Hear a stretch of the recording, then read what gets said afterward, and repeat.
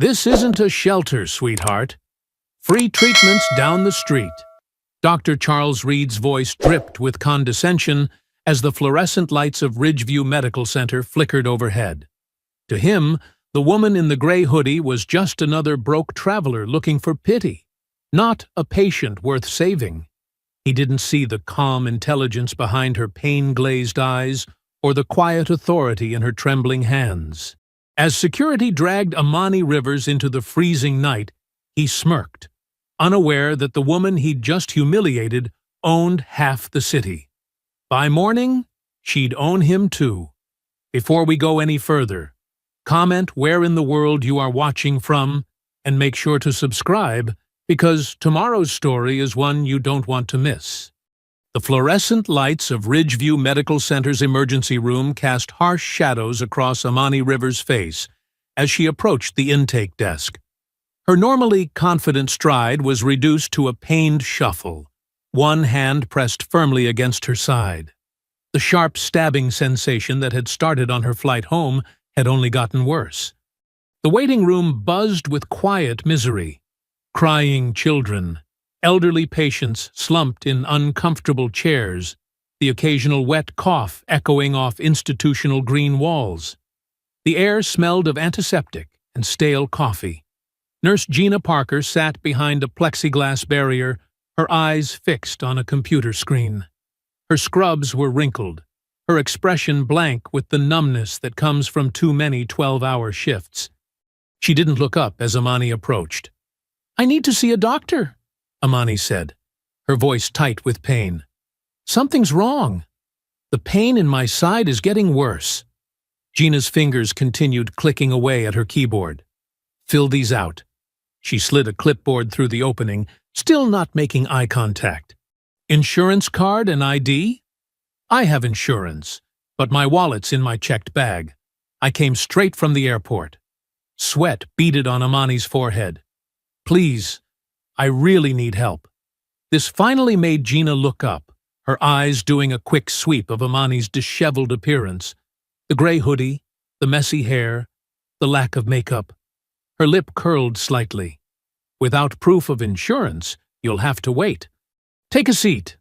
Amani's legs felt shaky as she lowered herself into one of the hard plastic chairs. The clipboard trembled in her hands as she tried to focus on the small print. The pain made it hard to concentrate, the letters swimming before her eyes.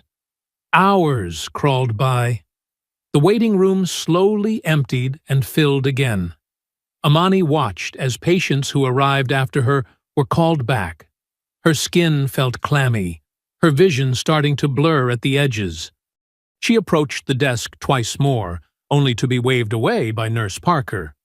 "Still processing your paperwork," was all she would say. Around midnight, Dr. Charles Reed emerged from behind the double doors. His white coat was pristine, his silver hair perfectly styled despite the late hour. He carried himself with the entitled confidence of someone used to being the smartest person in the room. "Dr. Reed!" Amani called out, struggling to her feet. "Please, I've been waiting for hours. Something's seriously wrong." He turned, giving her the same dismissive once-over Nurse Parker had earlier. His expression hardened. "Ma'am, we're dealing with actual emergencies tonight. If you're just looking for a warm place to sleep—" "I'm not homeless," Amani said, her voice breaking with frustration and pain. "I'm sick. I need help." "This isn't a shelter," he said loudly, his tone dripping with condescension. "If you're looking for free treatment, County General's down the street." He emphasized the words "free treatment" with obvious distaste. Two security guards standing near the entrance chuckled. One nudged the other with his elbow. "I can pay," Amani insisted, reaching for her phone to show him her insurance app. "Just let me—" "That's enough, Doctor." Reed cut her off. He turned to the guards. "Please escort this woman out. She's disturbing the other patients." "Don't touch me," Amani said as the guards approached.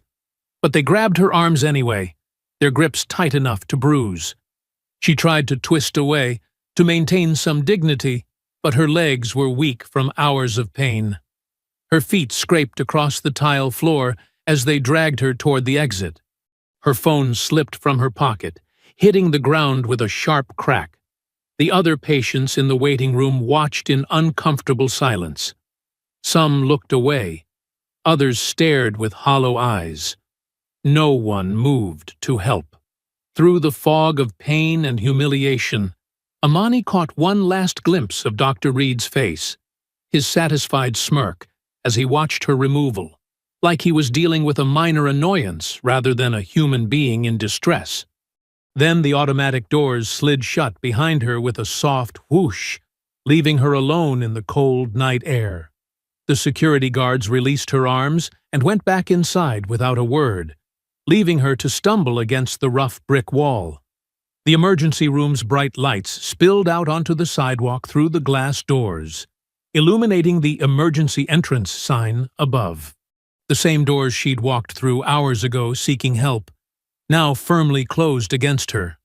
Her side throbbed with each heartbeat, a steady reminder of the treatment she'd been denied. Traffic rushed by on the street, headlights cutting through the darkness. A siren wailed in the distance, another ambulance bringing another patient to these same doors. The night air was sharp with approaching winter, cutting through her thin hoodie and making her shiver. Sunlight streamed through the floor-to-ceiling windows of Amani's penthouse apartment, casting warm patterns across her king-sized bed. She blinked awake slowly, her mouth dry from the strong painkillers she'd taken after getting home. The digital clock on her nightstand showed 7:15 a.m. The stabbing pain in her side had dulled to a manageable ache. She'd been lucky to have emergency medication at home, a precaution from previous hospital visits where she'd faced similar treatment, though never quite this extreme. The sound of heels clicking rapidly across hardwood made her turn her head. Julianne Cole burst through the bedroom door, still wearing her coat, her face tight with worry. "Amani, why didn't you call me last night?" "I just got your message about the ER." Julianne dropped her designer bag and rushed to the bedside. "What happened? Are you okay?" Amani pushed herself up against the pillows, wincing slightly. "I'm fine now. Just a bad reaction to something, I think. The pain's mostly gone." "But the ER? They treated you, right?" Julianne perched on the edge of the bed, her sharp business attire contrasting with the rumpled sheets. "Treated me?" Amani let out a bitter laugh. "They treated me like something they scraped off their shoe." Her voice was quiet, controlled, but Julianne recognized the dangerous edge to it. Their precious Dr. Reed took one look at me in my hoodie and sweats and decided I wasn't worth his time. "He what?" Julianne's eyes widened. "Tell me everything." As Amani recounted the previous night's events, her composed facade began to crack. Her hands clenched the silk sheets as she described the nurse's dismissal, the endless waiting, the security guard's rough handling. "We need to go public with this," Julianne said when she finished, already pulling out her phone. "I still have contacts at the Times. This kind of discrimination—" "No." Amani's tone was firm. "The press would turn it into another sad story about racism in healthcare. Maybe a few angry tweets, some hollow apologies, and then business as usual." She swung her legs out of bed, standing carefully. "Revenge works best behind closed doors." Julianne watched as Amani walked to her desk and picked up her backup phone, the one that hadn't been smashed on the ER floor. "What are you planning? Remember that acquisition we've been working on? The one we've kept quiet?" Amani's fingers flew across the phone's screen. Time to pull the trigger. Understanding dawned on Julianne's face. "Ridgeview Medical Center? But we weren't planning to finalize for another—" "Things change." Amani put the phone to her ear. "Marcus? Yes, I know it's early. I need you to execute those papers we prepared. Immediately." She paused, listening. "Yes, the full acquisition. Wire the funds as discussed." Another pause. "Thank you." She ended the call and turned to Julianne, who was already typing on her tablet. "What do you need from me?" "Call an emergency board meeting, 9 a.m. sharp. Make sure every department head is there, including all medical staff." A small, cold smile played at the corners of Amani's mouth. "Especially Dr. Charles Reed." "They'll want an explanation for the rush," Julianne said, though her fingers never stopped moving across the screen. "Tell them it's a surprise inspection from the new ownership. Don't mention Metasphere or my name." Amani walked to her massive closet, sliding open the doors. "Let them sweat a little. You're going to destroy him, aren't you?" Julianne's voice held equal parts admiration and concern. "Him? He's just a symptom." Amani pulled out a crisp black suit. Armani, tailored perfectly to her frame. "I'm going to expose the whole disease." As Julianne coordinated the meeting, Amani moved through her morning routine with practiced precision. The hot shower eased the last of her muscle aches. She applied her makeup carefully, subtle but flawless, a mask of professional perfection.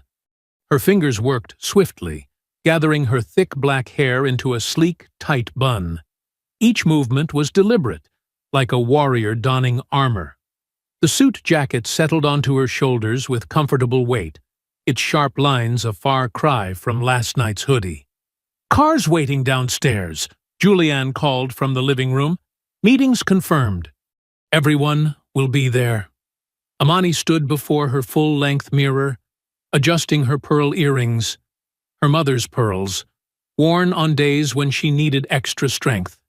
The woman who looked back at her bore no resemblance to the one who'd been dragged from the ER hours ago. This woman radiated power, control, and quiet danger. She straightened her jacket one final time, eyes hard with determination. "Let's see how they treat me now." The boardroom at Ridgeview Medical Center hummed with morning tension. Sunlight filtered through tall windows, casting shadows across the long mahogany table where Thomas Grayson held court. His silver hair caught the light as he leaned forward, gesturing at a spreadsheet projected on the wall. "These numbers aren't sustainable," he said, his polished voice carrying authority earned from decades of running hospitals like personal fiefdoms. "We need to cut at least 15% from the ER budget this quarter." Dr. Charles Reed nodded eagerly from his seat near the head of the table, his white coat pristine, his posture radiating the same arrogance he'd shown in the ER hours before. "I've been saying this for months. Too many non-paying patients clogging up the system. If we tighten admission criteria..." The heavy double doors swung open. Every head turned as Amani Rivers strode into the room, her heels clicking purposefully against the marble floor. The black Armani suit she wore seemed to absorb light, making her presence even more commanding. Behind her, Julianne Cole slipped in quietly, tablet in hand. Confused glances bounced between the executives. Grayson's carefully maintained smile flickered. "I'm sorry, but this is a private meeting. Security works for me now," Amani said simply, her voice carrying to every corner of the room.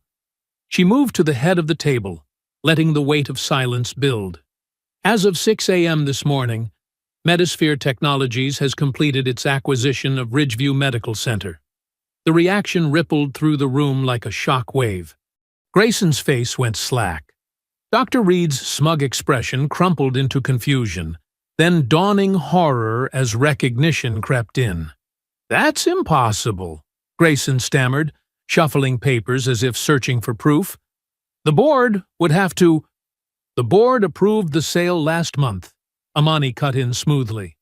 "We've been in negotiations for quite some time. I simply chose to expedite the final transfer." She smiled, but it didn't reach her eyes. Sometimes it takes a personal experience to show you exactly what needs changing in an institution.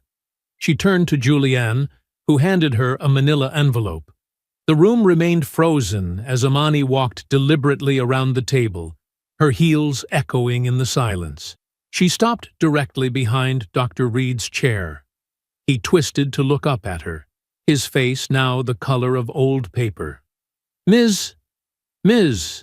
Rivers, Dr. Rivers, she corrected softly, drawing out a glossy photograph from the envelope. She let it fall onto the table in front of him with a sharp snap. It showed her from the previous night, disheveled, in pain, being dragged out by security, while Reed watched with that smirk. You refused treatment to your new boss. Her words fell like stones in still water. Would you like to explain your exact words to the board? About how this isn't a shelter? About sending me to County General for free treatment? Reed's mouth opened and closed, but no sound came out. Sweat beaded on his forehead. No explanation? Amani straightened, addressing the room at large. Then let me be clear about my first executive decision. Dr. Charles Reed, you're fired. Effective immediately. The words hung in the air for a moment before chaos erupted. Grayson half rose from his chair, spluttering about contracts and procedures. Other board members whispered urgently to each other. But Amani simply raised her hand, and the noise died. Security, she called out. 2 guards, different ones from the previous night, stepped into the room. Please escort Dr. Reed out, and take his ID badge. Reed stumbled to his feet, face flushed with humiliation. You can't. I'll sue. For what? Amani's voice was ice. Discriminating against patients, violating your oath. Please, do sue. Discovery would be fascinating. She nodded to the guards. His office needs to be cleared by noon. The security guards moved forward, one holding out his hand for Reed's badge. After a moment of rigid resistance, Reed yanked it off and threw it on the table. As he was led out, whispers followed him. The same kind of whispers that had followed Amani the night before, but now charged with a very different energy. The meeting continued, with Amani laying out immediate changes to admission policies and patient care standards. But Thomas Grayson watched her with calculating eyes, his fingers drumming quietly on the table. When it was over, Amani took a walk through the hospital corridors, retracing her steps from the previous night. The ER waiting room looked different in daylight, less desperate somehow, though just as busy. She spotted Nurse Gina Parker at the intake desk, watching her approach with undisguised fear. The young nurse's hands shook as she tried to organize papers, clearly remembering her dismissive treatment of Amani hours before. When Amani stopped at her desk, Gina seemed to shrink into herself. Dr. Rivers, I'm so sorry about last night. I didn't know. I should have. Don't worry, Amani said softly, though her tone carried steel underneath. I'm not here for revenge. She leaned closer, making sure Gina met her eyes. I'm here for reform. But something in Amani's gaze, a flash of remembered pain, a promise of accountability, made Gina swallow hard and look away first. The message was clear. Reform wouldn't be gentle, and every person who had enabled the system's cruelty would face their part in it. Amani's new office still held traces of Thomas Grayson's presence. Leather-bound medical texts arranged for show, expensive art that said nothing. She stood at the floor-to-ceiling windows, watching the afternoon sun glint off parked cars below, while Julianne spread files across the mahogany desk. These numbers don't add up, Julianne said, frowning at her tablet. Look at the patient routing data from the past year. She turned the screen toward Amani. The redirect rates for minority patients are nearly triple those of white patients with similar symptoms. Amani moved away from the window, her heels silent on the thick carpet. Show me the diagnostic codes. That's the strange part. Julianne pulled up another chart. Majority of redirects are labeled non-emergency, despite presenting with serious symptoms. Chest pains, severe bleeding, even... A soft knock interrupted them. The door opened slightly, and an older black woman in nursing scrubs peered in. Her silver-streaked hair was pulled back neatly, and her ID badge read Ella Davenport, RN. "Sorry to interrupt," she said quietly, her voice carrying decades of carefully measured words. "I heard you were reviewing patient records." She glanced down the hallway before stepping inside and closing the door. "Been waiting 30 years for someone like you." Amani studied the nurse's face. The lines around her eyes spoke of wisdom earned through years of witnessed injustice. "Please, come in, Nurse Davenport." "Ella," the older woman corrected, moving to stand near the desk. Her eyes fell on the spread of files. "I see you've found the redirect patterns. You know about these?" Julianne asked, straightening in her chair. Ella's laugh was bitter and brief. "Honey, I've watched it happen every day since I started here. Young black mother with pre-eclampsia, redirected. Latino grandfather with stroke symptoms, redirected. They call it resource management, but we all know what it really is." She reached into her pocket and pulled out a small notebook, worn at the edges. "I've been keeping my own records, names, dates, outcomes. The ones that haunt me most are the patients who never made it to another hospital." Amani's jaw tightened. "Show me." For the next hour, they cross-referenced Ella's detailed notes with official hospital records. A disturbing pattern emerged. Patients turned away from Ridgeview who later died en route to other facilities or at home. Their deaths were documented in county records, but never connected back to their initial rejection from the ER. "Here," Julianne said suddenly, pointing to her screen. "The billing system has a separate classification for these cases. They're coded as NE redirect, non-emergency redirect. But look at the insurance data." Amani leaned in. "They're still billing for initial assessment? Minimal fees, but yes. Multiple charges per patient, adding up to significant amounts over time. The insurance companies pay out. No questions asked." Julianne's fingers flew over the keyboard. "And the money flows through 3 different subsidiary accounts before landing in an offshore holding company?" "Grayson," Ella said quietly. "He's been running this system for years, takes a cut of every redirect, builds his empire on denied care." She touched the notebook in her pocket. "I've got names of nurses who tried to fight it. They didn't last long." Amani straightened, her decision already made. "I want a full audit.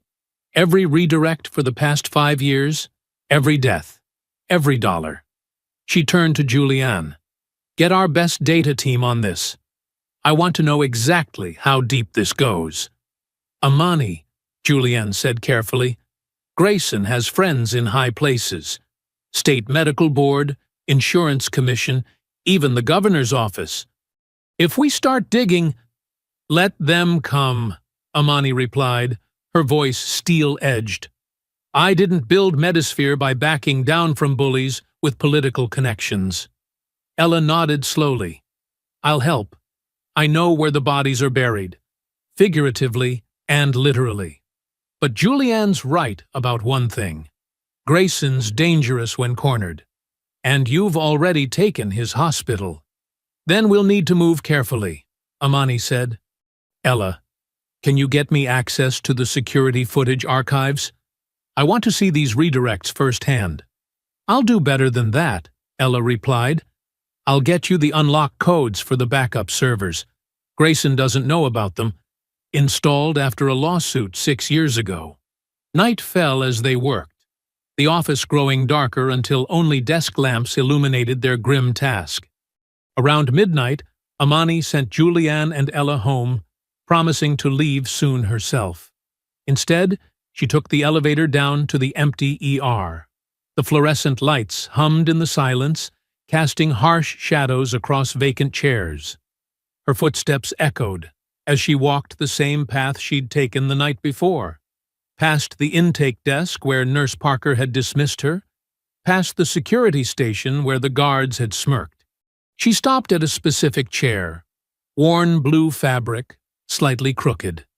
the exact spot where she'd sat hunched in pain, watching others get called while she was ignored, where she'd felt the full weight of systemic contempt crash down on her shoulders. Amani touched the chair's back, feeling the texture of its fabric. "Never again," she whispered into the empty room.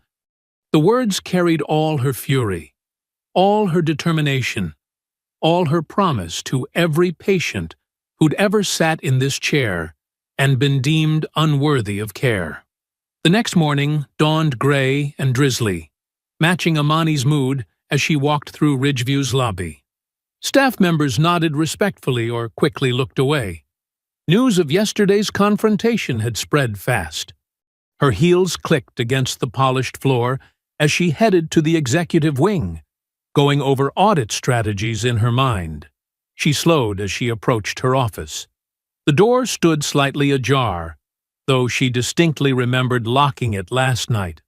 Her hand hesitated on the handle for just a moment before she pushed it open. Everything looked untouched at first glance. The files still neatly stacked, chairs properly arranged, but her computer monitor glowed in the dim morning light, though she'd shut it down before leaving. As she moved closer, bold text flashed across the black screen. "Drop the audit or you'll regret it." Amani's jaw tightened, but she kept her expression neutral as she took out her phone and snapped several photos of the screen. She was still documenting the scene when Julianne burst in, already talking rapidly. The data team found something big in those redirect patterns. "Oh." She stopped short, seeing the message. "Well, that's subtle. Have it scan my computer for breaches," Amani said calmly, settling into her chair. "And get me everything you can on Grayson's technical team." "Has to be them," Julianne said, pulling out her tablet. "They're the only ones with that level of system access. Want me to call security?" "Not yet." Amani's fingers drummed once on her desk. "Let's see what else they try first." A soft knock made them both turn.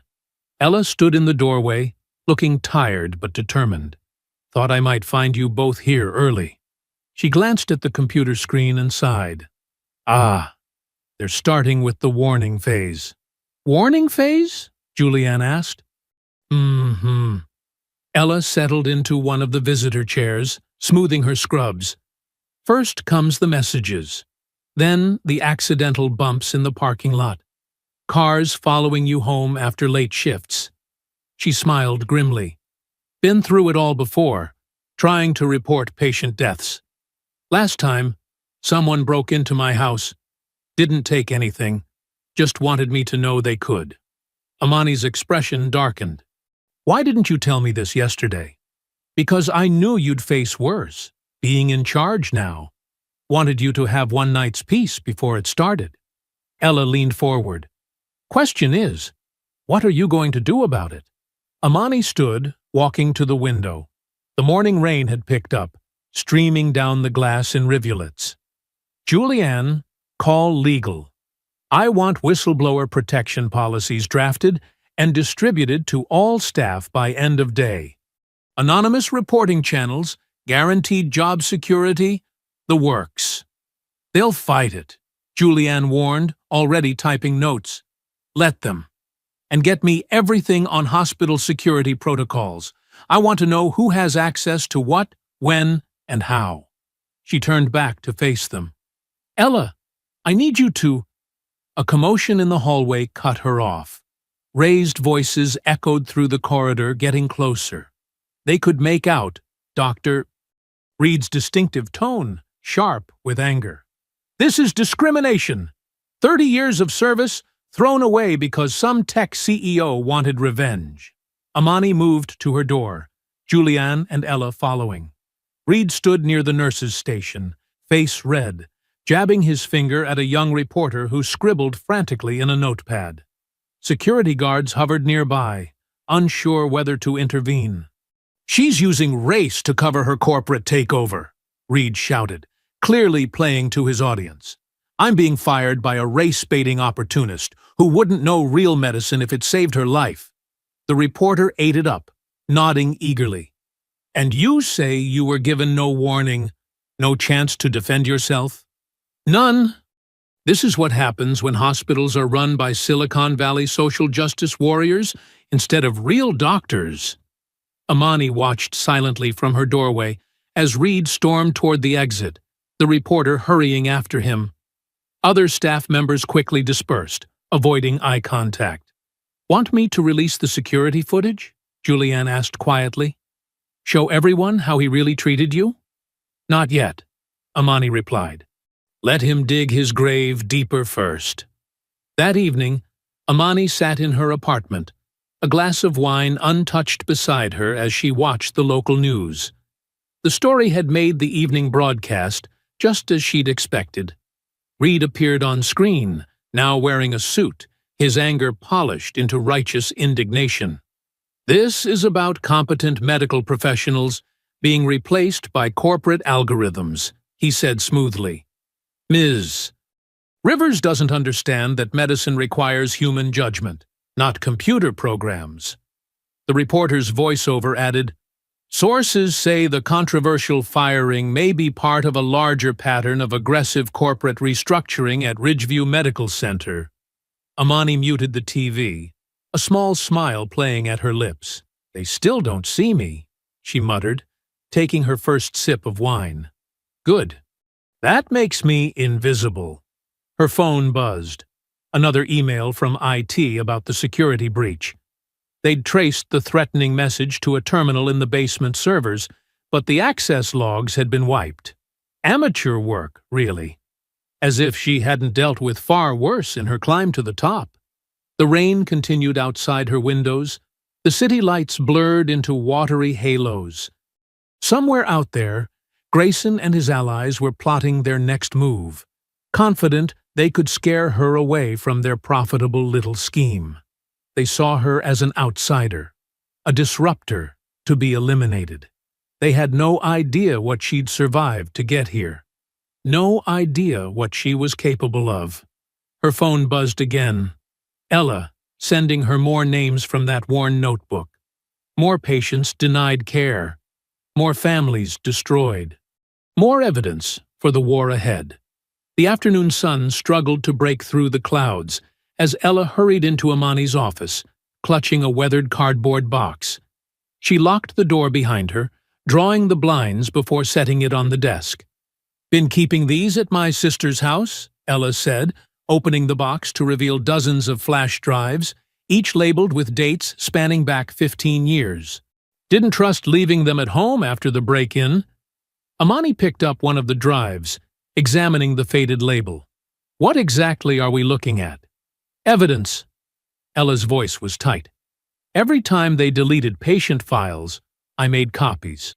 Started after they lost records of Mrs. Johnson's death in 2008. Sweet lady. Came in with chest pains. They sent her home saying it was anxiety. She died that night." Julianne plugged the first drive into her laptop. "How did you get access to these files?" "Night shift supervisor privileges." Ella's smile was grim.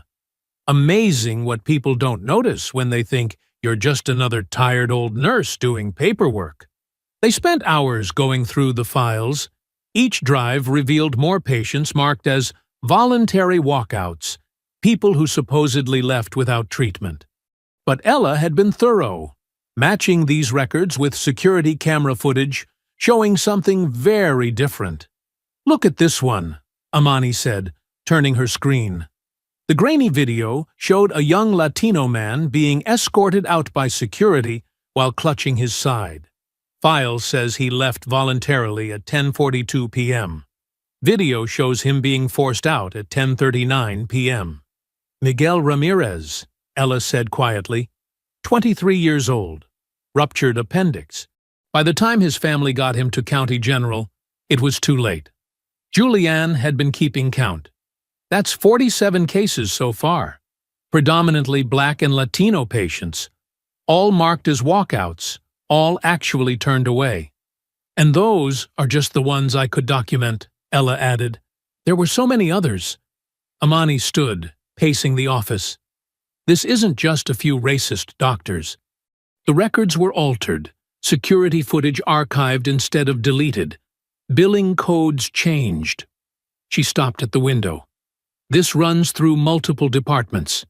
Administration, records, security, billing. All reporting to Grayson. Julianne finished. I need to talk to him. Amani checked her watch. He should still be in his office. Amani? Wait, Julianne protested. We need to document everything first. Get our legal team. But Amani was already heading for the door. Keep going through those drives. I want to see his face when he realizes what we have.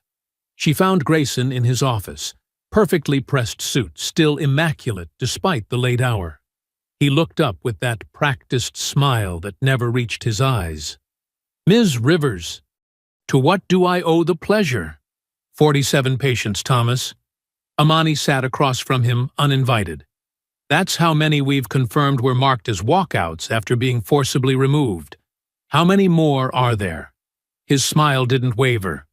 I'm not sure what you're referring to. Really? Miguel Ramirez doesn't ring a bell? Or Maria Santos? James Wilson? All dead because this hospital turned them away, then covered it up. Those patients chose to leave. We have the security footage. Amani leaned forward. All of it. 15 years' worth. Along with the altered records, deleted files, and changed billing codes. Want to try again? Something flickered in Grayson's eyes. A brief flash of uncertainty before his mask of confidence returned. He leaned back, straightening his tie. You have no idea what you're stepping into, he said softly. This hospital serves a vital role in the community. Change is disruptive, dangerous even, for everyone involved. Is that a threat? Simply an observation. He stood smoothly. Now, if you'll excuse me, I have a dinner engagement. Amani watched him leave, his expensive shoes clicking down the hallway. She waited until his footsteps faded before pulling out her phone to text Julianne. Back in her office, they were still going through files when Amani's phone buzzed. Unknown number. She put it on speaker. You're playing with people who can make you disappear. The voice was digitally altered, inhuman. The call ended. That's it, Julianne said, grabbing her coat. We're calling the police. Not yet. Amani replayed the message, studying it. They just threatened to kill you. They threatened to make me disappear. Different thing. Amani's voice was calm. And they're scared enough to make threats, which means we're close to something big. Ella closed the box of drives carefully. I've seen what these people can do, Amani. They have connections in the police department, the medical board, City Hall. Then we'll need to be smarter than them. Amani's fingers traced the edge of her desk. Keep going through the files. I want every patient name, every altered record, every deleted video. Build the case so tight they can't wiggle out. And then, Julianne asked, then we make sure the truth doesn't disappear. She looked at the box of drives. Ella, how many copies of these files do you have? 3 sets, one at my sister's, one in a safety deposit box, one here. Make it 5. Different locations, different cities. I want backup plans for our backup plans. The office fell quiet, except for the soft whir of Julianne's laptop and the distant sounds of the hospital.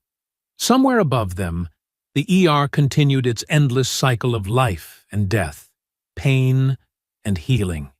But down here, in this room, 3 women began laying the groundwork for a revolution, one flash drive at a time. Morning light filtered through Amani's office window as she watched the news report, her jaw tightening with each word. Sources claim that Medi-Sphere CEO Amani Rivers may have fabricated evidence of racial discrimination at Ridgeview Medical Center, the anchor said. Internal documents obtained by Channel 7 suggest patient records were altered to support these allegations. The screen cut to Dr. Reed, sitting in a leather armchair, his face a mask of practiced grief. Tears glistened in his eyes. I was only following hospital policy, he said, voice breaking. Every patient who left without treatment signed voluntary discharge forms. Ms. Rivers is destroying my reputation to push her political agenda. Julianne burst into the office, tablet in hand. Metasphere stock is down 12%. The board's calling an emergency meeting. Of course they are. Amani muted the TV. How did Reed get his hands on those documents? Someone leaked them. Julianne pulled up her emails. But they're cherry-picked. They only show the altered records, not Ella's originals. Amani's phone buzzed. Another board member demanding answers. She'd been dodging calls all morning. They want me to make a statement, she said. Deny the investigation. Say it was all a misunderstanding. Maybe we should… A knock interrupted them. Ella stood in the doorway, her usual composed demeanor cracking slightly. You need to see this. She held up her phone.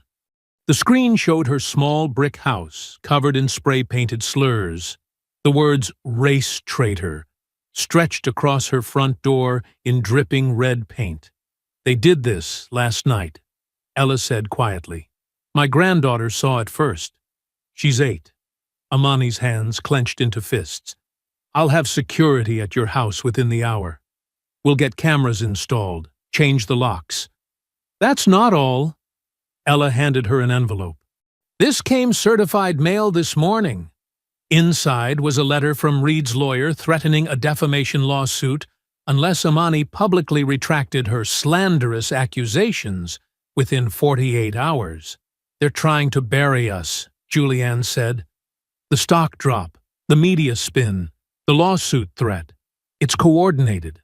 And effective. Amani watched another email pop up from the board. They're attacking our credibility because they know it's our word against theirs.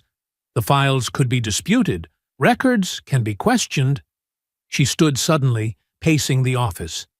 We need something they can't deny. Something visual. The security footage? Julianne asked. Most of it's corrupted or deleted, Ella said. They're thorough about covering their tracks.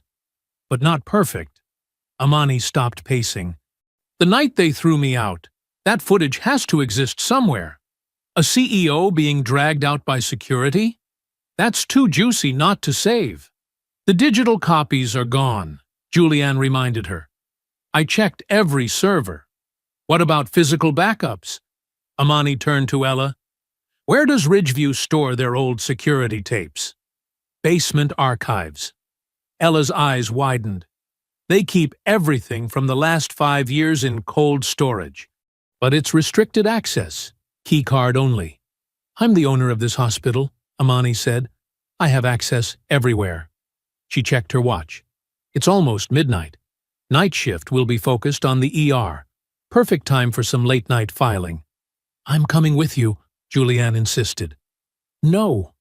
Amani grabbed her coat. Stay here with Ella. Keep going through those drives. If anyone asks, I'm homesick, stressed about the media coverage. She pulled a small flashlight from her desk drawer. If I'm not back in 2 hours, call our lawyers. This is crazy, Julianne protested. At least let security. Security reports to Grayson, Ella cut in. The fewer people who know, the better. The hospital corridors were dim and quiet as Amani made her way to the basement stairs. Her heels clicked softly on the tile, each sound making her wince. She should have worn sneakers. The basement level was even darker, lit only by emergency exit signs that cast everything in a dull red glow. The air was thick with the smell of old paper and dust. Her flashlight beam caught rows of metal shelving stretching into the shadows. Amani found the security archive section marked by faded labels. 5 years of surveillance footage, hundreds of labeled boxes. She started with the most recent year, working backward. The minutes ticked by as she searched. Her phone buzzed. A text from Julianne. Board wants emergency meeting tomorrow, 8 a.m. What should I tell them? Amani ignored it, focusing on the dates. 3 months ago, 2 months. 1. There. The week of her ER visit. Her hands shook slightly as she pulled the box from the shelf. Inside were dozens of backup drives, each labeled with dates and camera locations. She found the ER footage quickly. Someone had tagged it with a red dot. Special interest, clearly. But why keep it if they were trying to hide evidence? Unless... The sound of a door creaking open echoed through the basement. Footsteps. Someone else was down here. Amani quickly pocketed the drive and slid the box back in place. The footsteps were getting closer. She clicked off her flashlight, pressing herself against the shelves as a beam of light swept past the end of the row. Her heart pounded. The security patrol wasn't due for another hour, which meant whoever was down here had the same idea she did. Find the evidence before someone else could. The footsteps stopped. Another light beam cut through the darkness. They were searching the shelves systematically. It was only a matter of time before they reached her row. The drive felt heavy in her pocket as she weighed her options. Run for the stairs? Try to sneak past them? Stay hidden and hope they gave up? The light grew brighter. Closer. She could hear breathing now. More than one person. The beam of light swung closer. Amani held her breath, pressing deeper into the shadows between the metal shelves. Just as the footsteps reached her row, a familiar whisper cut through the darkness. "Amani? Where are you?" Relief flooded through her. "Ella?" The veteran nurse appeared at the end of the row. Flashlight beam pointed down. "Sorry to scare you. I couldn't let you do this alone." "I told you to stay upstairs," Amani whispered, though she was grateful for the company. 35 years at this hospital, Ella said quietly. "I know every corner of these archives, and I know which boxes they don't want us to find." She moved purposefully down the row, running her fingers along the shelf labels. "Here." She pulled down a heavy box marked Administrative Records 2023. Inside, beneath a layer of paper files, was a hard drive with a simple label. Incident 1342. "What is it?" Amani asked. "Everything they tried to bury." Ella's voice was grim. "I've seen them add to this box for years. Never knew exactly what was on it. But I knew it was important by how careful they were with it." Amani pulled out her laptop, hands trembling slightly as she connected the drive. A password prompt appeared. "It's encrypted," she muttered. "Try Grayson 1942, Ella suggested. "It's his father's birth year. He uses it for everything." The screen unlocked, revealing dozens of video files. Amani clicked the first one, footage from the ER waiting room, dated 3 months ago. A young black woman clutching a crying baby, pleading with the desk nurse. Dr. Reed appearing, speaking sharply, pointing to the door. Security escorting them out. "I remember her," Ella whispered. "That baby had a fever of 104. They said it wasn't urgent enough." They watched file after file. An elderly Latino man experiencing chest pains, dismissed as probably indigestion. A black teenager with a broken arm, told to stop being dramatic. In one particularly cruel video, Dr. Reed and 2 other doctors were laughing as a woman collapsed in the lobby, one of them mimicking her fall. "How many?" Amani's voice shook with rage. "Hundreds over the years." Ella's face was hard in the dim light. Some died after being turned away. Heart attacks, strokes, infections that could have been treated. They coded them all as voluntary discharge or left against medical advice. Amani found her own incident file, labeled simply Rivers Security Removal. The footage was crystal clear. Her desperate pleas, Reed's smugness, the rough hands of security dragging her out. She watched herself fall, saw her phone skid across the floor. "Copy everything," she ordered, pulling out a portable drive. "Every file, every date, every—" A distant door creaked. Real footsteps this time, heavy and purposeful. They worked quickly, transferring files as the steps grew closer.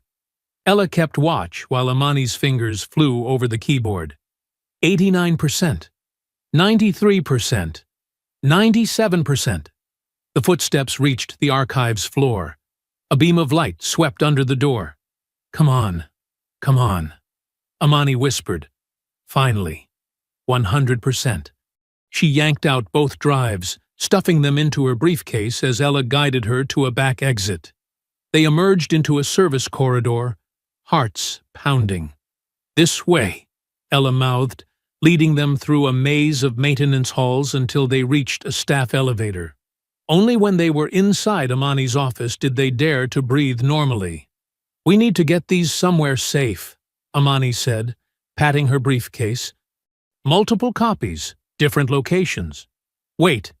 Ella was examining the archive's door lock. "Look at this." Fresh scratches marked the keyhole. Someone else had picked their way in recently. "We weren't the first ones down there tonight," Ella said quietly. "But why didn't they take the drive?" Amani wondered. "Maybe they couldn't crack the encryption. Or maybe—" Ella's eyes narrowed. "Maybe they wanted us to find it." They took the staff exit, not trusting the main doors. The night air was cool on their faces as they hurried across the parking lot. Amani's car was just ahead. Ella's grip suddenly tightened on her arm. Across the street, a black SUV sat idling, its tinted windows reflecting the streetlights. "They're watching us," Ella whispered. Amani forced herself to keep walking normally, though her pulse raced. The briefcase felt like it weighed 1,000 pounds. Inside were hundreds of lives reduced to cold statistics. Years of cruelty captured in digital frames. She thought of the woman with the feverish baby, the old man clutching his chest, her own humiliation preserved in high definition. Each file was a weapon now, aimed straight at the heart of Ridgeview's corruption. The SUV's engine rumbled. Its headlights remained dark, but Amani could feel eyes following their every move. She unlocked her car with steady hands, refusing to show fear. "They're not going to stop us," she said quietly as they got in. "Not anymore." The evidence was secure in her briefcase, multiple lives' worth of injustice waiting to be exposed. But as she started the engine, Amani knew the real battle was just beginning. The watching SUV was just the first sign. There would be more threats, more pressure, more attempts to bury the truth. She glanced at Ella, saw the same determination in the older woman's eyes. They had the proof now. All they needed was the courage to use it. The morning after their archive discovery, Amani sat in her office reviewing the video files when her assistant buzzed the intercom. "Ms. Rivers, there's a Marcus Reed here to see you. Says it's urgent." Amani's finger hovered over the intercom button. "Reed, as in—" "Dr. Reed's son. He's a medical student here." She considered turning him away, but something in her gut told her to listen. "Send him in." The young man who entered looked nothing like his father. Where Dr. Reed had been all polished arrogance, Marcus was nervous energy and earnest eyes. He twisted the strap of his messenger bag as he approached her desk. "Ms. Rivers, He swallowed hard. "I needed to apologize for what my father did to you." Amani studied him carefully. "You weren't there that night." "No, but I've seen him do it before." Marcus's voice was quiet but steady. "To other patients. Too many times." She gestured to the chair across from her desk. He sat, still fidgeting with his bag. "I've been collecting things," he continued. "Documents, emails, things I wasn't supposed to see. I thought maybe someday I'd have the courage to do something about it. And now? Now I've seen what you're trying to do here." He finally met her eyes.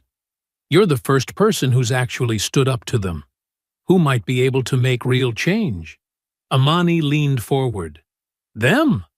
Marcus glanced at the door before pulling a thick manila envelope from his bag.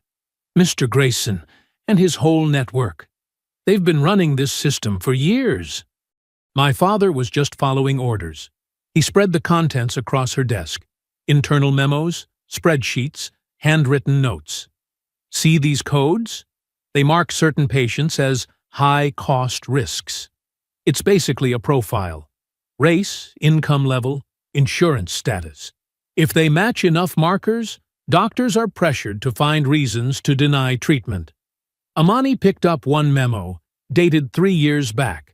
The language was carefully crafted to avoid direct discrimination, but the meaning was clear. Cost ratio optimization through selective patient redirection. They track it all, Marcus continued.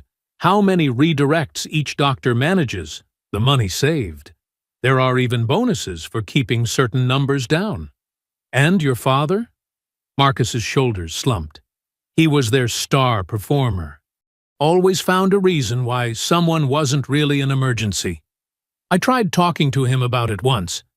He said I was too young to understand business realities. The door opened, and Julianne stepped in, freezing when she saw Marcus. Everything okay here? More than okay, Amani said. Mr. Reed was just providing us with some very interesting documentation. Julianne moved to examine the papers, her investigative journalist instincts kicking in. This is extensive. Names, dates, direct orders from administration. She looked at Marcus. You know how dangerous this is? He nodded. I've seen what they do to people who speak up, but I can't stay silent anymore. Not after what happened to you, Ms. Rivers. Not after everything I've witnessed. Julianne pulled Amani aside while Marcus organized the documents. We need to protect him, she whispered. If Grayson finds out he's helping us. Agreed. Amani turned back to Marcus. Would you be willing to testify? Make a formal statement? Yes, he said without hesitation.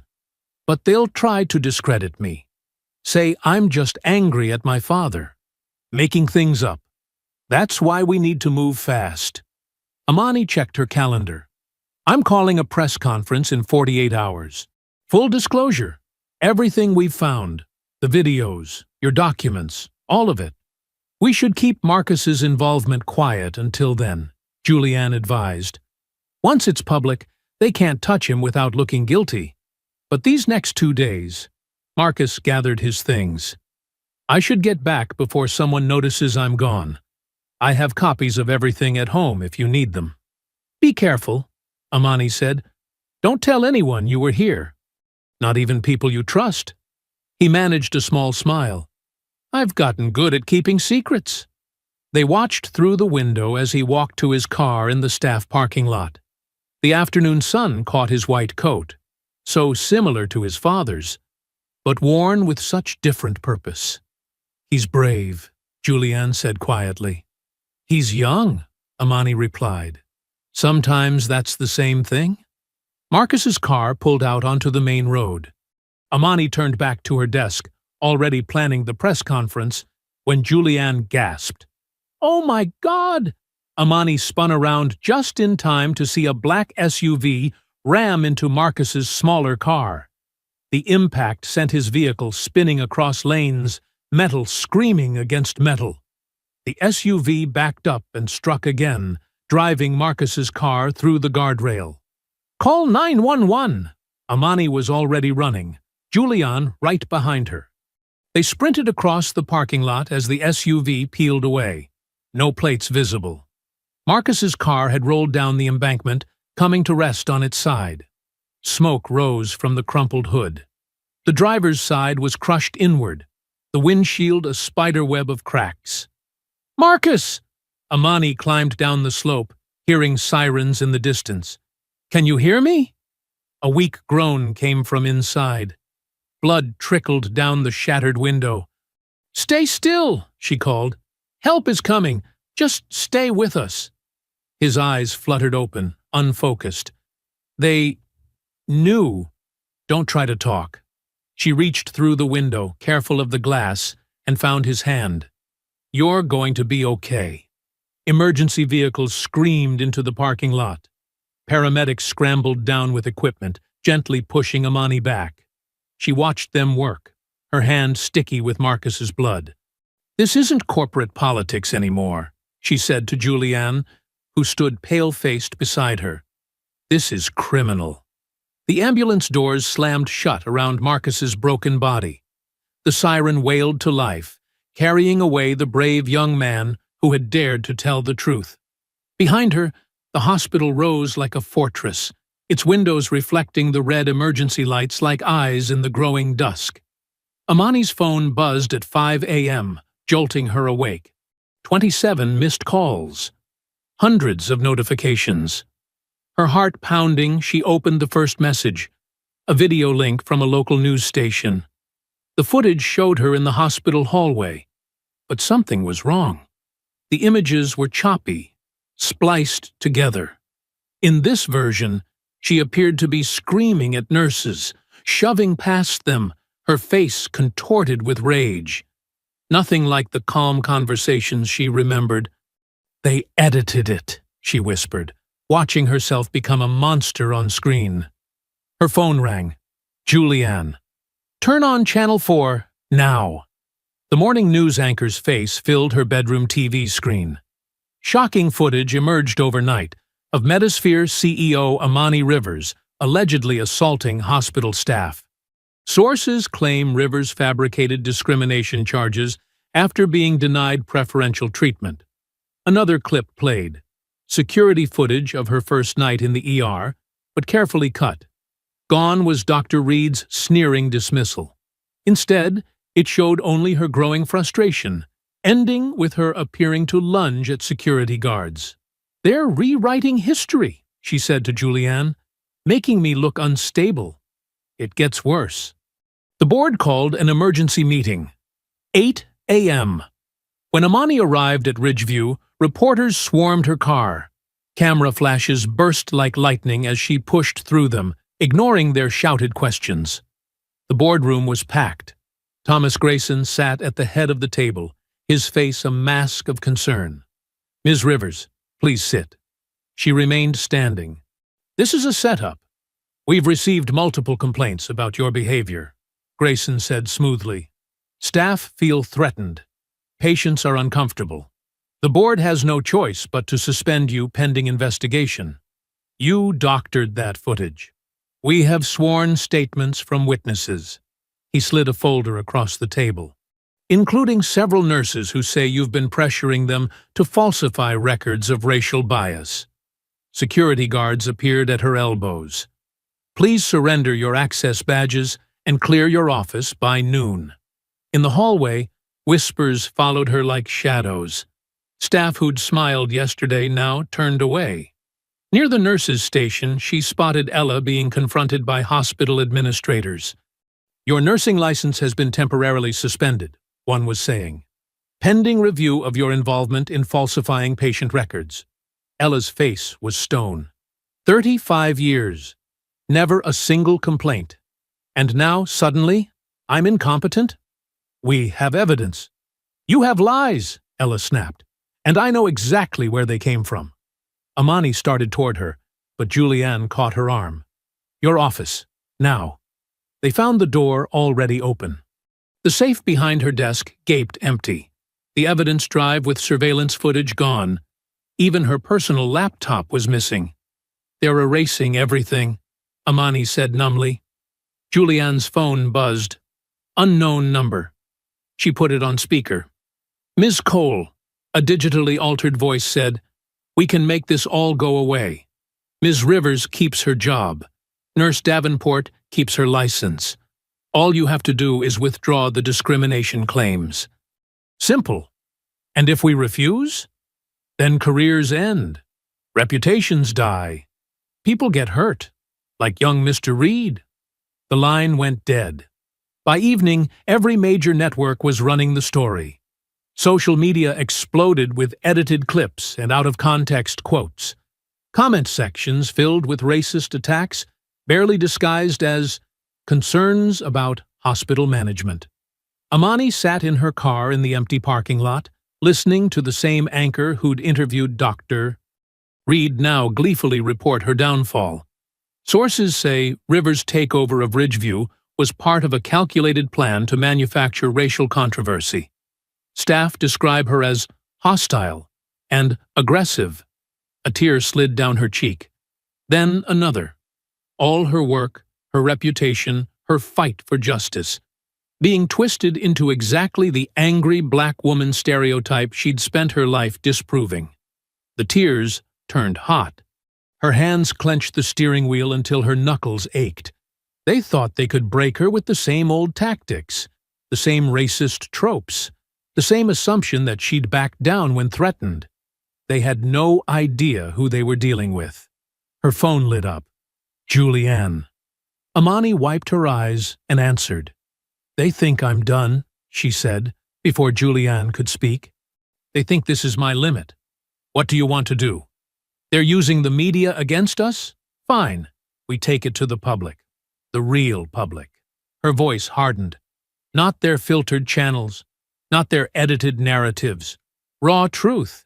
Every bit of evidence we still have. Every witness willing to speak. Live streamed where they can't control it. They'll come after us hard. Let them try. I'm done playing by their rules. She started her car, the engine's growl matching her rising determination.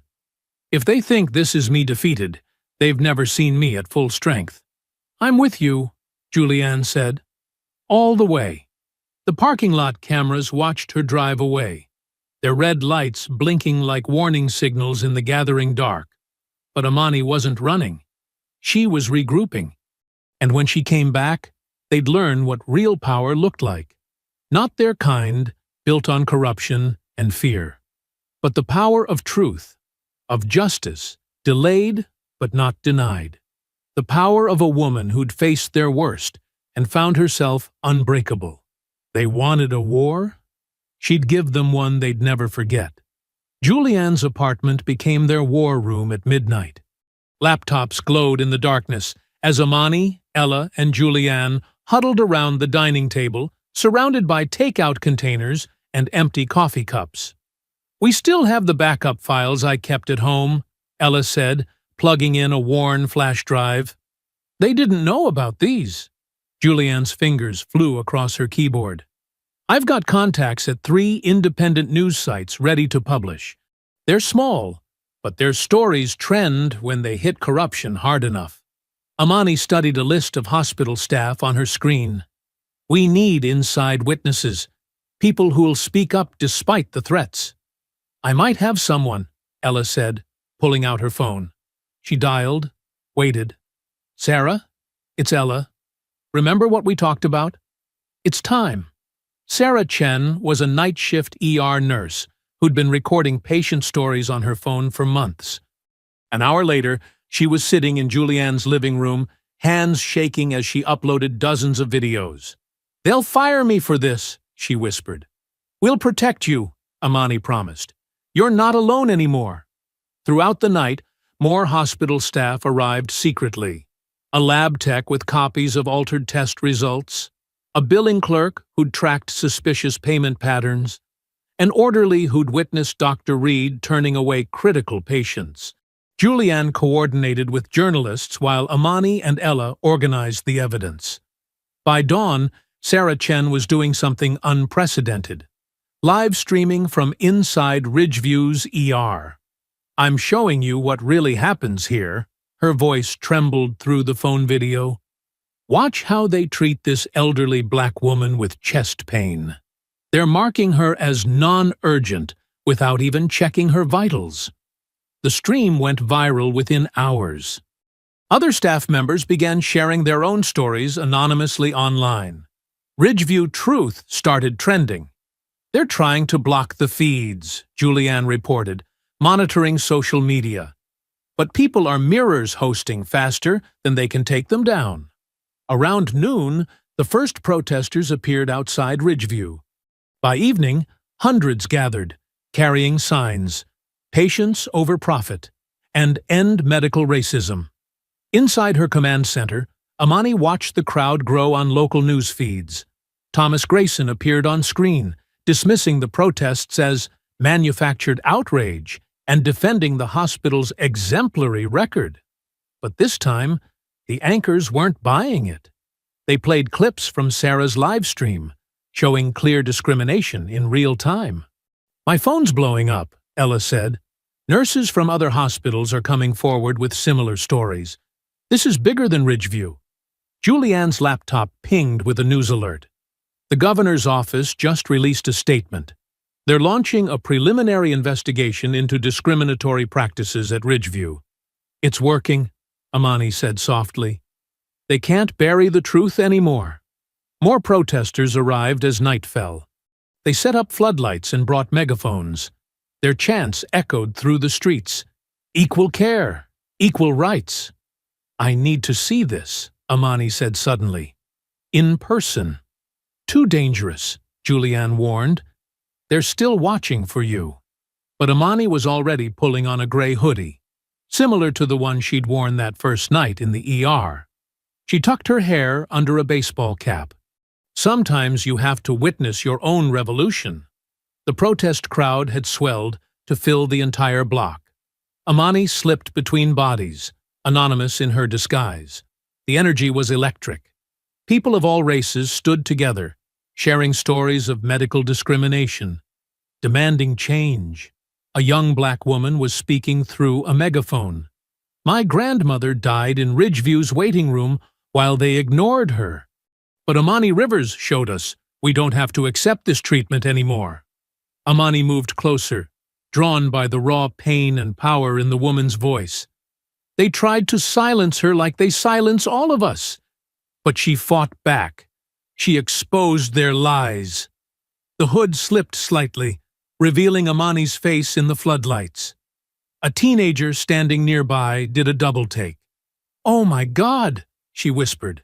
Then louder, "It's her! Amani Rivers is here." The crowd turned. Voices rose in recognition. Someone started chanting, "Amani! Amani!" Others joined in. The sound built like a wave, hundreds of voices calling her name. Not in mockery or accusation, but in solidarity and support. "Justice for Amani!" The chant transformed.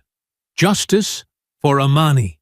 She stood rooted, overwhelmed by the energy flowing through the crowd. These weren't just protesters.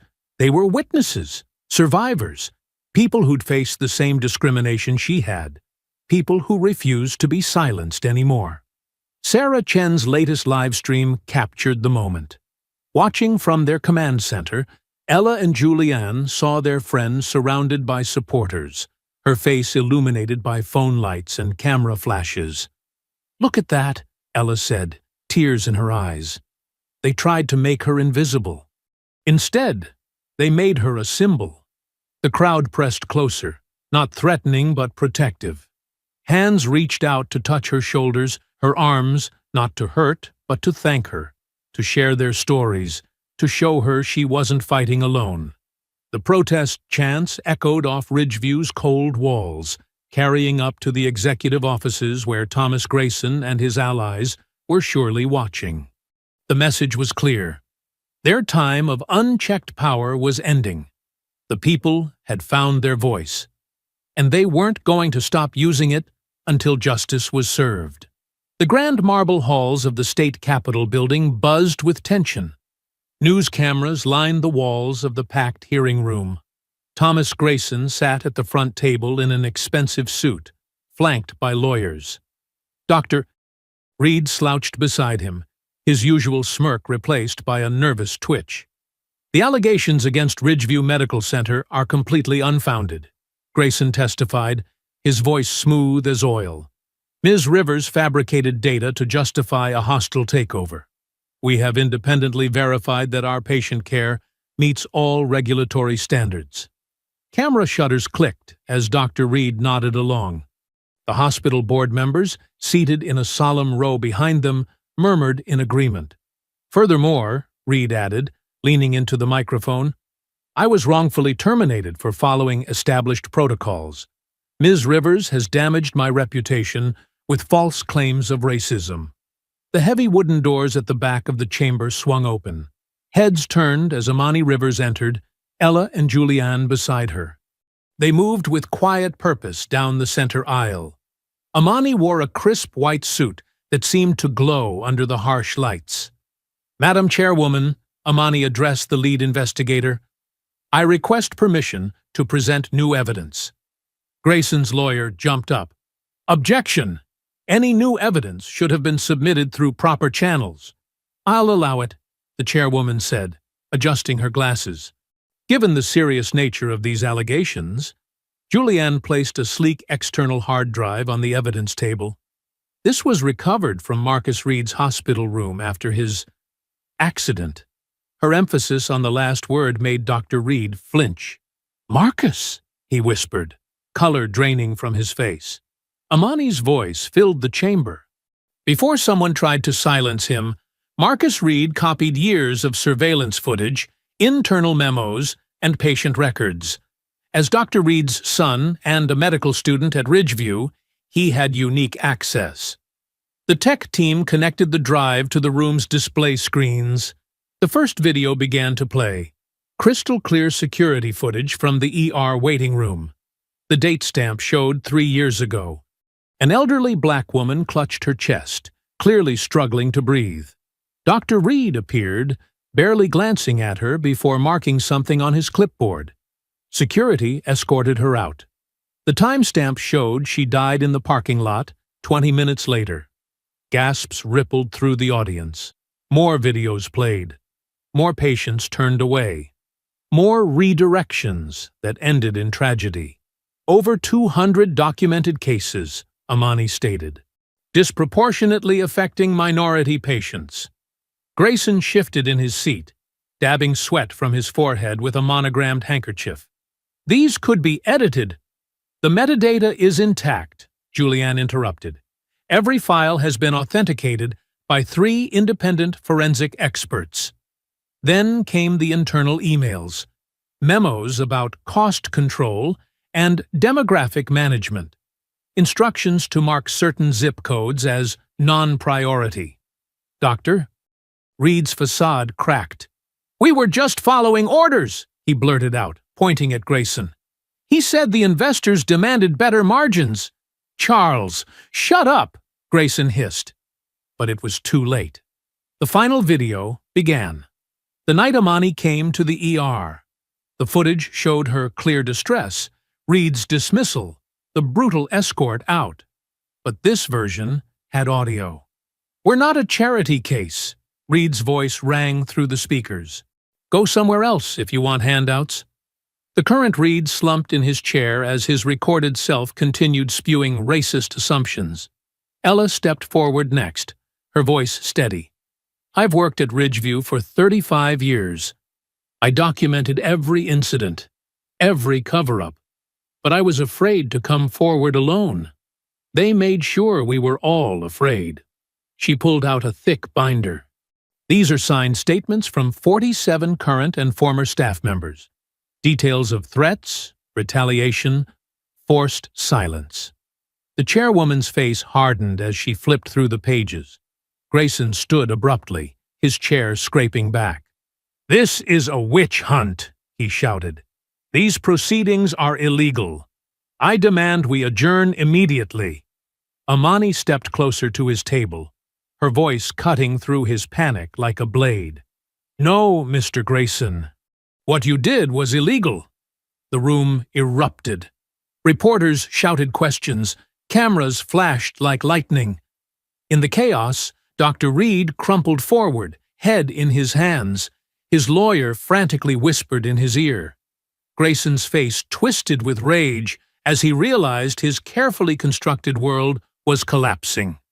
He jabbed a finger at Amani. "You think you've won? You have no idea who you're dealing with. I have friends in order." The chairwoman's gavel cracked like a gunshot. "Mr. Grayson, I suggest you exercise your right to remain silent, because based on this evidence, you'll be exercising that right quite often in the near future." State police officers appeared at the doors. The chairwoman nodded to them, then turned to address the packed chamber.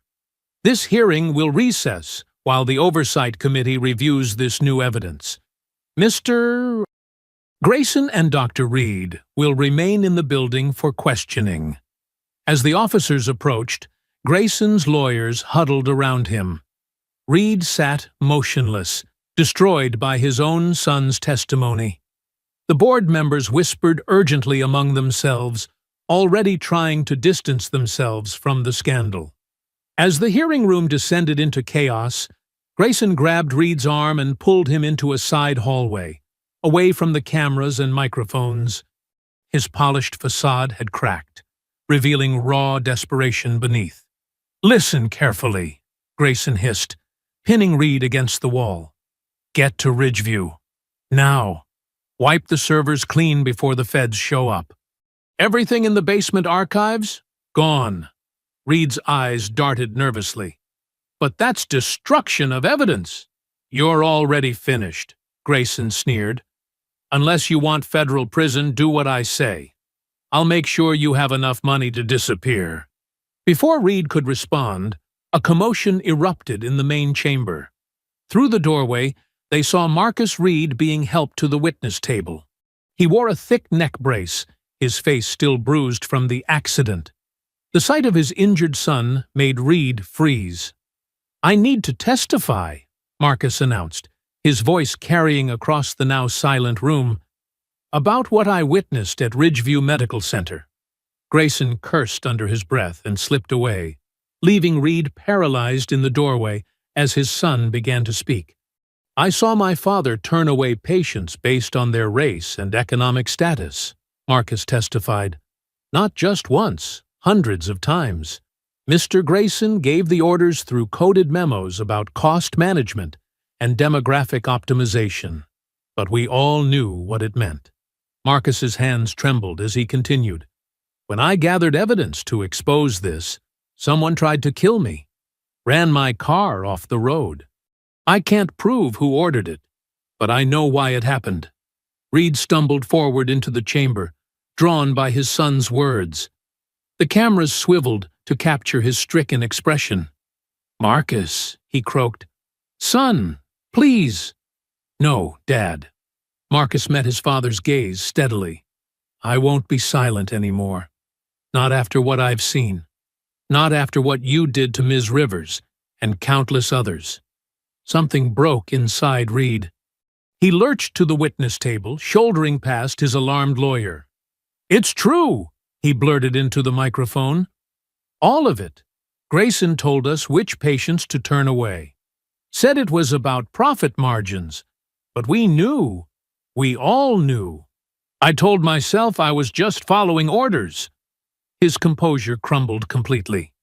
"I became exactly what I swore I'd never be. A coward. A bigot. My own son had to nearly die to make me see it." The hearing room erupted again. Reporters shouted questions. Cameras flashed frantically. Through it all, Amani sat perfectly still, watching justice unfold. Suddenly, an FBI agent burst through the doors. "Federal agents are at Ridgeview Medical Center. Someone's trying to access the server room." The chairwoman's gavel cracked. "Dr. Reed, Mr. Grayson, you are not to leave this building." But Grayson had vanished. Reed slumped in his chair as state police moved to flank him. At Ridgeview, FBI teams swept through the corridors, securing evidence.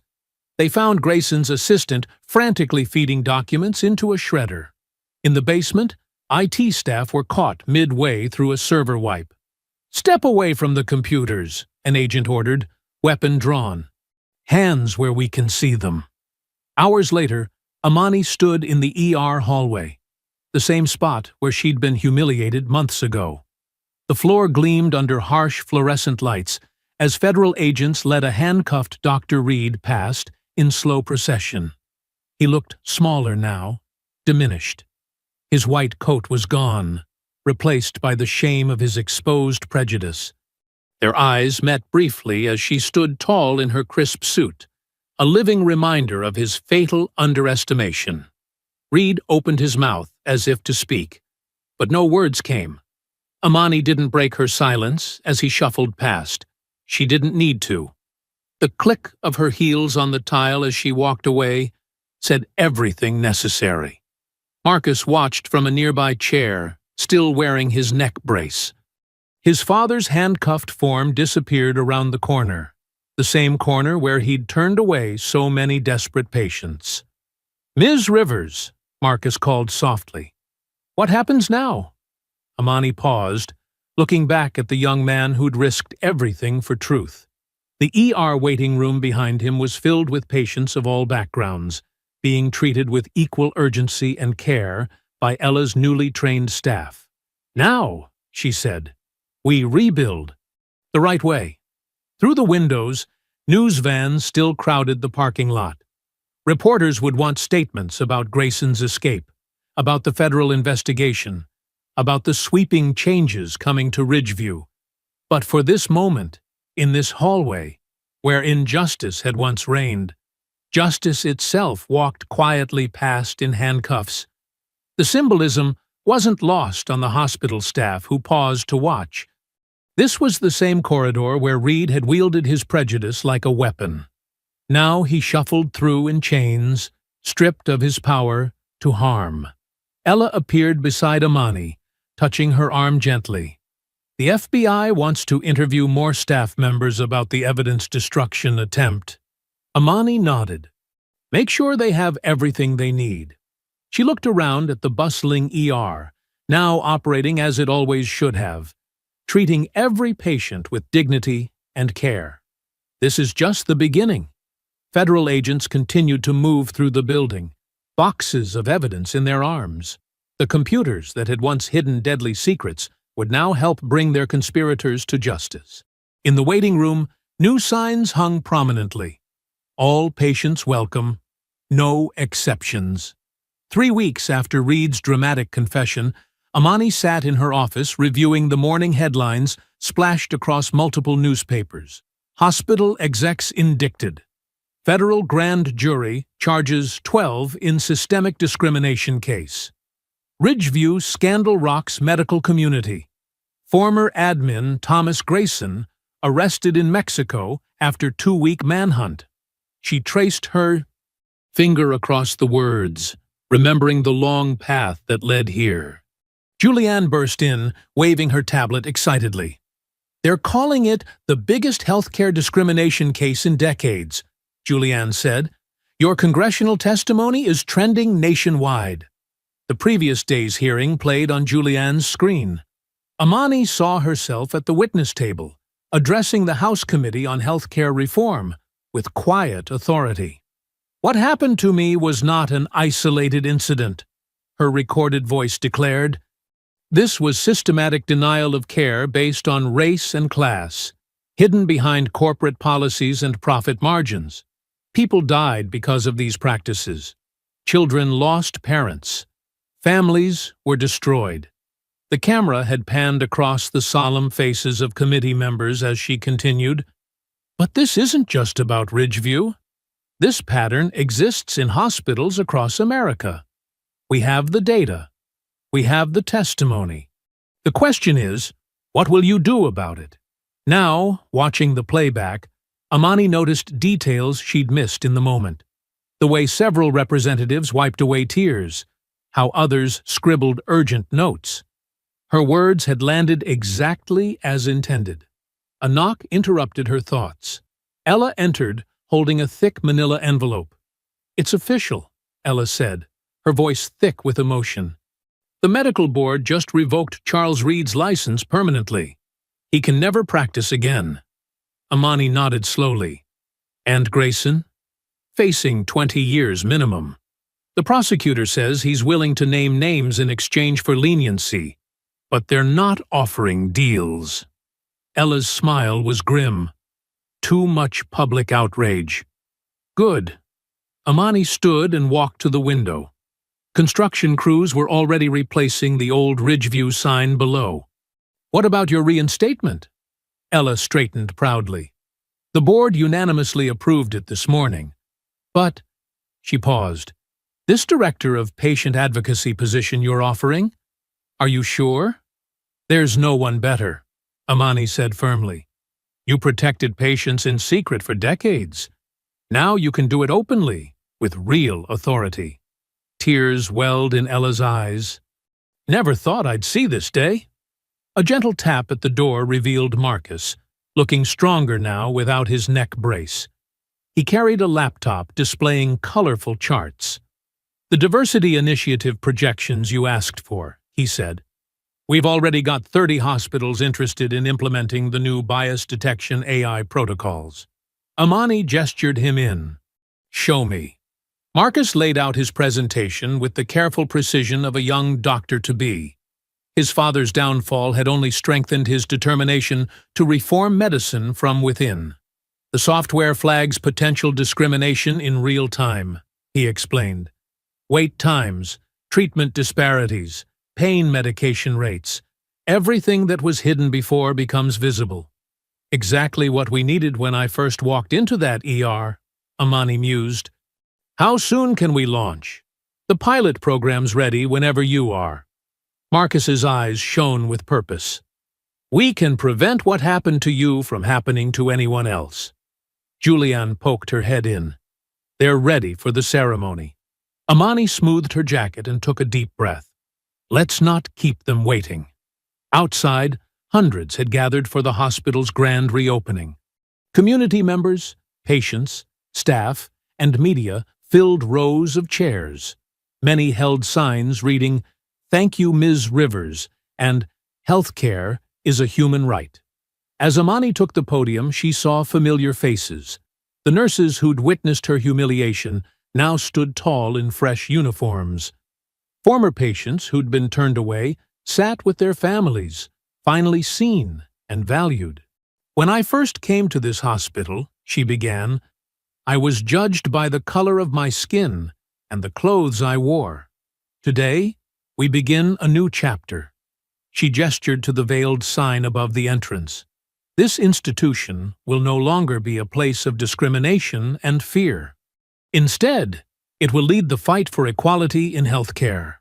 At her nod, workers pulled the covering away, revealing gleaming letters.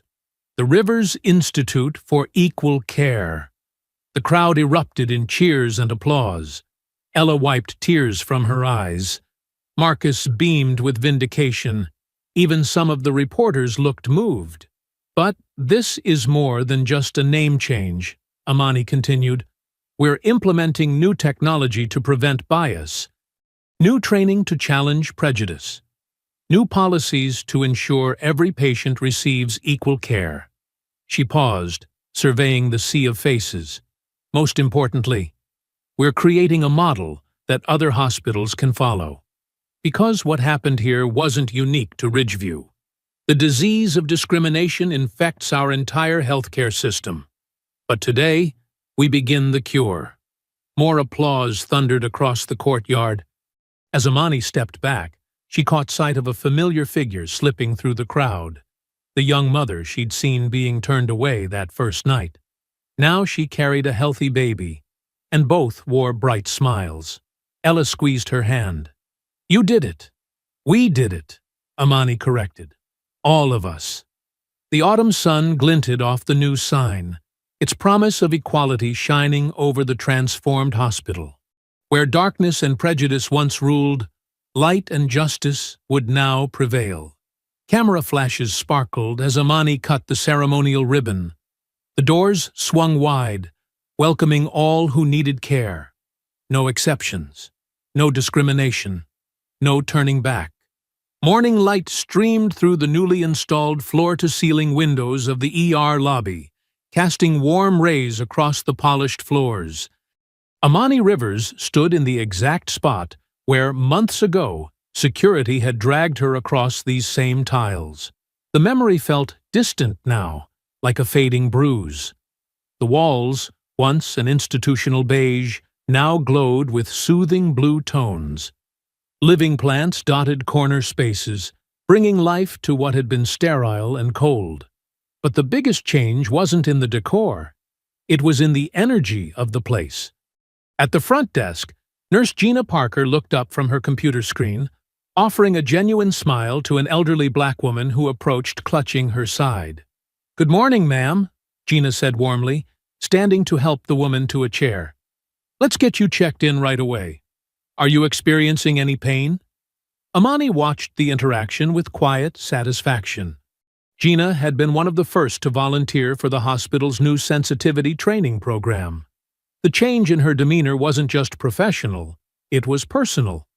The casual indifference that had once characterized her work had been replaced by authentic compassion. "Ms. Rivers?" A young resident approached, tablet in hand. "The morning rounds data shows zero discrepancy in wait times across all demographic groups. Third week in a row." Amani nodded, studying the charts. The AI monitoring system tracked everything from pain medication administration to specialist referrals, ensuring no pattern of bias could take root. Numbers didn't lie, and these told a story of transformation. She began her daily walk through the halls, noting the changes large and small. The waiting room televisions now displayed health information in multiple languages. The artwork on the walls reflected the diverse community they served. Even the snack machines offered dietary options for different cultural preferences. In the pediatric wing, a black female doctor sat cross-legged on the floor, playing blocks with a nervous young patient while explaining an upcoming procedure to his parents. Down another corridor, a Hispanic nurse practitioner conducted a consultation in Spanish. No translator needed. "Remember when this place felt like a prison?" Ella's voice came from behind her. The veteran nurse, now director of patient advocacy, fell into step beside Amani. "Hard to forget," Amani replied, pausing to observe a team meeting where staff from all backgrounds contributed openly to a treatment discussion. "But look at it now." Julianne joined them, her heels clicking purposefully on the tile. "The press can't get enough of our turnaround story. 3 more hospital groups called this morning, wanting to implement our bias detection protocols." They stopped at a wall where a bronze plaque caught the sunlight. The words engraved there had become the hospital's new foundation. "Every life deserves care. No exceptions." Below it hung framed photographs, the faces of patients who had died after being turned away in previous years. Their stories were now required reading for every new hire, a permanent reminder of why the reforms mattered. "The morning report shows we've treated twice as many patients this month compared to last year," Julianne said, checking her tablet. "And patient satisfaction scores are at 98%. Numbers matter," Amani agreed. "But it's the individual stories that count." She gestured to where a Muslim family was being treated with respect, their religious dietary requirements noted without hesitation, prayer space readily offered. Through the entrance doors, they could see Marcus working with the new mobile care unit. The converted van, painted with the Rivers Institute logo, provided basic medical services to underserved neighborhoods. Today, he was helping an elderly man check his blood pressure, speaking gently as he recorded the results. "Your son would be proud," Ella said quietly to Amani. "And your mother, too." Amani touched the locket at her neck, containing a photo of her mother, the nurse whose death from medical neglect had first inspired her career path. She always said the system needed to change from the inside out. They watched as Gina efficiently processed new arrivals, treating each person with equal urgency and respect. The nurse caught Amani's eye and gave a small nod, acknowledgement of how far they'd both come from that first terrible night. "Dr. Reed's old office is finally being converted," Julianne mentioned. "The new Community Health Education Center opens next week." "Perfect timing," Amani replied. "The first class of medical students starts their bias awareness rotation on Monday." They passed the security desk, where 2 new officers, specially trained in de-escalation and cultural sensitivity, greeted visitors warmly. No more intimidation, no more assumptions. Everyone who walked through these doors was treated first and foremost as a human being deserving of care. Through the windows, morning sun illuminated the hospital's new sign. The letters caught the light. Rivers Institute for Equal Care. A beacon of hope where there had once been only fear and prejudice. Amani stepped outside into the warm air, tilting her face up to study those letters. Behind her, the hospital hummed with purpose. Every patient valued, every life honored, every wound tended with equal care. "Justice doesn't heal every wound," she said softly, thinking of all those who had suffered before change came. But watching Marcus help another patient into the van, seeing Ella guide a family through the doors, observing Gina's gentle attention to each person who approached her desk, she knew it was a good start. I hope you enjoyed that story. Please share it with your friends and subscribe so that you do not miss out on the next one. In the meantime, I have handpicked 2 stories for you that I think you will enjoy. Have a great day.